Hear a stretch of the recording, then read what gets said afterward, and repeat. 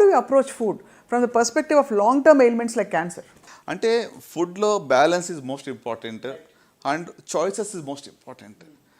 ఫండమెంటల్గా చెప్పాలంటే green leafy vegetables, fruits, 4 to 5 servings of fruits in your meals is going to do a lot of good అండి.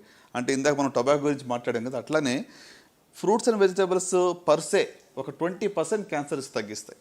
ఓహో, amazing. దాంట్లో ఉన్న anti oxidants కానివ్వండి, దాంట్లో ఉన్నటువంటి ఒక న్యూట్రియంట్స్ కానివ్వండి, they fight cancer causing substances or cancer ప్రారంభం అయితే కూడా దాన్ని ఫైట్ చేస్తాయి. సూపర్ ఫుడ్స్ నిజంగా సూపర్ ఫుడ్స్ అయినా సార్? మొరింగా పౌడర్ అని, అంటే మినగాకు తీసి ఇంకేంటది అలాగే రకరకాలు వచ్చాయి ఈ మధ్యకాలంలో, వీట్ గ్రాస్ ఒకటి. Are these truly super foods? As an oncologist do you subscribe to that at all? You don't. So basically మనం ఏదైనా సహజ సిద్ధమైన పద్ధతుల్లో మంచి వ్యాయామంతో, ఫిజికల్ యాక్టివిటీ మీరు చెప్పారు చాలా important.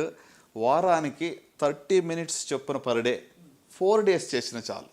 120 minutes of physical activity per week చేస్తే చాలా జబ్బులు రాకుండా చూసుకోవచ్చు. నాట్ జస్ట్ క్యాన్సర్, డయాబెటీస్ కానివ్వండి, హైపర్ టెన్షన్, కార్డియాక్ ఇష్యూస్ అన్నీ. Even mental health will be much better అండి.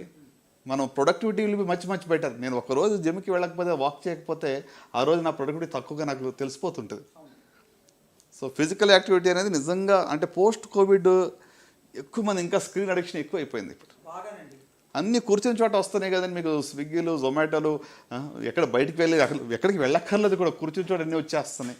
సో ఐ థింక్ శారీరక వ్యాయామం అనేది చాలా simplest and easiest way for good health.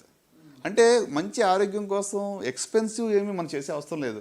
Food choices and physical activity, right, drink lots of water, ఇవన్నీ దీనికి ఖర్చుతో లేని పని ఇది. కానీ ఇవి చెయ్యం మనం.